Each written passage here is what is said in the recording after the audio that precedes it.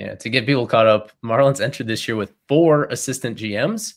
There's Gabe Kapler that was brought in by Bendix, and that was a funny story where Gabe was like willing to take the year off and just drive in his van all the way down the entire Americas from coast to coast. He was willing to just take a year off and get paid by the Giants to be a fired manager, and Bendix just brought him in as the really overseeing so much of this farm system. So he was going to be safe. He is. Then there's Brian Chadden, who has been in this Marlins organization so quietly for about 28 years now. He's seemingly indestructible. I don't know exactly what he does at this point, but clearly he is a glue guy that they still value very highly. So he's staying around. The other 2 assistant GMs are the ones going out.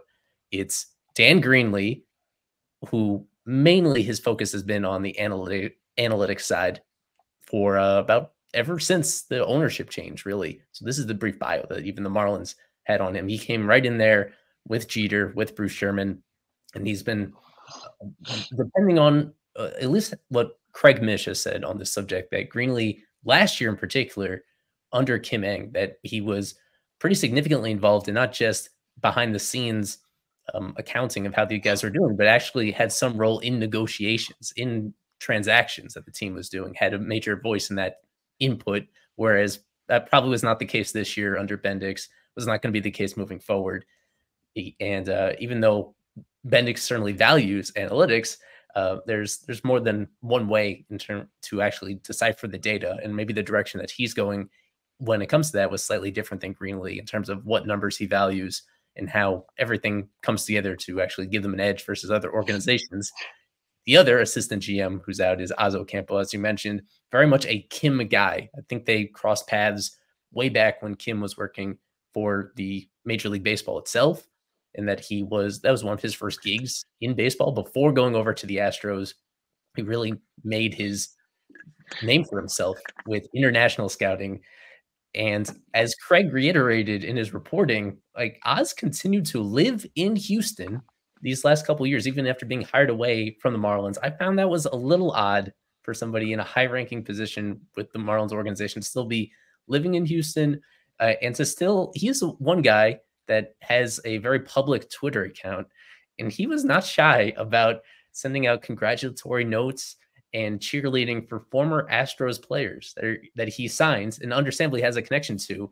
But he was almost a louder advocate for Astros guys than he was for Marlins guys through his own platform. That was a bit of a red flag for me. Very talented by all accounts, very intelligent. I think he speaks 5 different languages, if I remember. That was one of the key sticking points in his introductory presser, how impressive he is.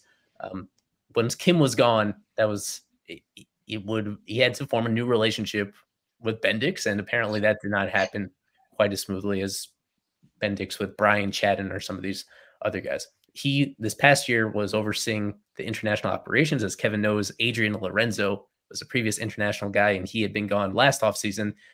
This is really just an extension of some of the changes that happened last offseason. You can't kick everybody out at once because you still need to run an organization. This is still a year-round process all throughout the year, and these guys are still valuable, even if you don't really know them all that well, and even if it takes time to form those relationships. So Bendix took some time to evaluate them, and as it has been explained, for this to come out now in the middle of August, well, for one, it doesn't create much of a distraction because the big league team itself is already out of the race. At the same time, making this known now instead of at the very end of September or in October, it gives everybody a better opportunity to find new gigs with other organizations that may be hiring at similar positions right there. So yeah, the reactions to this publicly have been mixed. There are some people saying that Bendix stinks. Why is he doing this? I hate him. Why is he ruining all these people's careers? And I think the reality is that he had to, some of these people he wants to bring in his own people, and he has his own values, and he's already underway doing this. So it's not even just these assistant GMs. It's a handful of scouts, at least 10 scouts has been reported. And it's also these minor league coordinators as well. Basically all of the main minor league coordinators. And the one guy I want to touch on there is Scott Aldred, who had been, as far as I know, around almost as long as Greenlee had for most of this Bruce Sherman era. Without even being prompted, so many pitchers have mentioned Scott Aldred as being a huge influence on their development. From Braxton Garrett. Braxton Garrett, when he came into the organization, he had this big loopy curveball. You realized it didn't work in the pros. He changed it into a slider. That's now his very best pitch. And that was instrumental through Aldred. He's been involved with changing mechanics for certain guys who weren't throwing strikes in the minors and getting them to the next level. And I would say that his biggest trademark was teaching guys changeups. All these Marlins starters, all these former Marlins starters that have nasty changeups, so many of them, they go to Scott Aldred. He essentially, they go through a workshop to figure out which grip is going to make the most sense for each person's delivery and their finger length and stuff like that. And then just get all the reps possible in order to make it to be consistent with it. And I can't even list all the guys that have come through the Marlins org who have stuck as starters, who've been very good starters, even with whether it's with the Marlins or another org. And a lot of that was through him. They'll have to start from scratch there. There are other great, no doubt, pitching geniuses out there to consider for this. At the same time, I'm a little nervous about trying to change something that isn't broken, because that's really the one good thing about this player development operation was having Scott Aldred, honestly, and the influence that he had on these guys when they were coming up through the minors or were right on the cusp of reaching the big leagues. Kevin, is there anything you want to touch on between Ocampo, Greenlee, like Eli mentioned, any of the coordinators that he didn't mention? Yeah, so yesterday there were 13 firings. So along with these, the two GMs, there was the international scouting director, which I believe is Roman Okumaris. I honestly didn't see that one coming. Assistant director of amateur scouting, 4 coordinators, amateur scouting analyst, amateur scouting cross-checker, and area scouts. So, and that's not it. There's going to be a lot more coming soon. So definitely something worth keeping an eye out on. Right now, they don't have anyone for international scouting, and they're supposed to be signing guys in a couple months. So we'll see how that ends up. They have time, obviously, to find these guys, but when something that needs to be noted with Oz is that people saying that, oh, this is bad. I mean, you also have to think about it. Yeah, the track record's good, but truly how many of these guys are his? I mean, he entered pretty late into the international part for the Marlins, I would say. This last class, I wouldn't even say was his, honestly. It was probably all Adrian Lorenzo. The next one, you could probably credit a couple of these guys going to him. I'm not sure who Andrew Salas, spoke to when this all happened. I know Oz also signed I want to say it's a Korean pitcher during the season. I don't know how he's doing right now. Japanese pitcher. I don't know how he's doing right now, but definitely signed him. And yeah, I mean, it's just a matter of just, you can't really say this guy was doing well with the Marlins right away, just given how these deals are made years in advance. And that's something that really needs to be emphasized. Who knows how long Andrew Salas, for example, has had that deal done for? Same goes with Luis Cova. I mean, they've probably had these deals done since they were like 14 years old. Who knows? I mean, it's just the matter of the international market. And yeah, definitely seemed like he had a very big voice during Kim's time as well with Ocampo. And Greenlee, I think the ESPN report, or it was the Herald actually, who noted that he was very heavily involved in the Luzardo trade, and I believe the Starling Marte one as well when they acquired him in 2020. So Greenlee definitely had a big voice. He was definitely heavy in on the trades, but it seemed like, things were going to kind of part ways at some point with some of these guys, and Greenlee, unfortunately, is one of those. So we'll see what this looks like. Seems like Gabe Kapler's staying. That was confirmed. He will stay in the front office. So for those that think he will be a manager, it will not be the case. He will be in the front office. I think he has a really good role now with the organization, honestly, with the development of these minor leaguers and where they're taking them.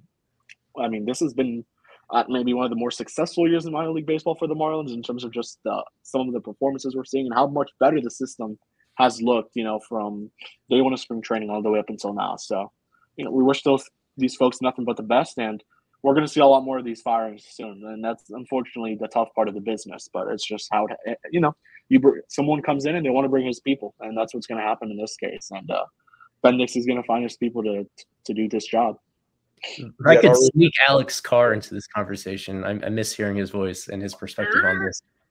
It wasn't all that long ago that the Phillies were in this position, bringing in Dave Dombrowski at a point where they weren't really satisfied with the direction of the franchise. What do you remember in terms of how much stuff that Dombrowski changed, who he actually kept around, aside from getting like John Middleton to spend more money? That's been a part of the Phillies having success. But aside from that, what do you recall over, I guess it was 4 years ago or so, some of those internal changes. Yeah, the really funny thing is they didn't do a big overhaul.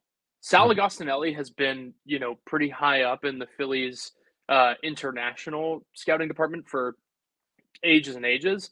And I'm pretty positive he's still with the org today. They didn't make any, sweeping. The big sweeping change was Preston Mattingly coming in as farm director. That was the big one. And I mean, that's probably the best hire that the Phillies have made in goodness knows how long. Preston Mattingly, by all accounts, just lauded in every respect of minor league industry. He is really very impressive, especially with how his communication has kind of opened up avenues in the Phillies org. I feel like the Phillies farm system was very disjointed for quite a while, and it's because they were kind of split between, we want analytics, we want traditional, we want this, we want that, and everybody was kind of cut down the middle. They went really far in the analytical direction at one point, bringing in Jason Ochart, who was a hugely analytically based, director of hitting for their minor league system. He lasted maybe 3 years, I think. It was more of the Phillies were constantly in flux and kind of bringing new guys in, taking guys out. Now they've really found a system that works for them. Andy Colombi, who they stole away from the Rays, has been also a revelation for them in terms of identifying the type of guy that they want, at least when it comes to arms and pitching. And then I think it's still a little weird because the Phillies still don't exactly play to their strengths, especially when it comes to drafting. They love toolsy, project guys like Justin Crawford, like Dante Nori this year, like Griffin Burkholder this year. They've really been, it's a little weird, but at the same time, they also, use the last 12 rounds of their draft to take 12 pitchers this year. And that's, or not the last 12, I think maybe the last 10. But to take 10 pitchers and all guys with, the exact kind of red flag, green flag that they look for. So the communication is vastly improved. But I think that's really it's been the main thing. Otherwise, the kind of, there was no real big sweeping, you're all fired. And then, all this, the staff looks completely different the next day. That never really happened. It was kind of like a revolving door for a little bit. What I can say, though, is that I'm very interested. Gabe Kapler's saga with the Marlins is one that I'll be following very closely. When Gabe was with the Phillies, he and I had a really open line of communication, and it was always really great to chat with him and all these things. I'm very interested to see how he solidifies this role with the Marlins. I didn't know if that was going to be a 1 year thing or maybe a couple of year thing, and now it seems like it's a long haul thing, which is great for him and great for the Marlins. I suppose we'll see.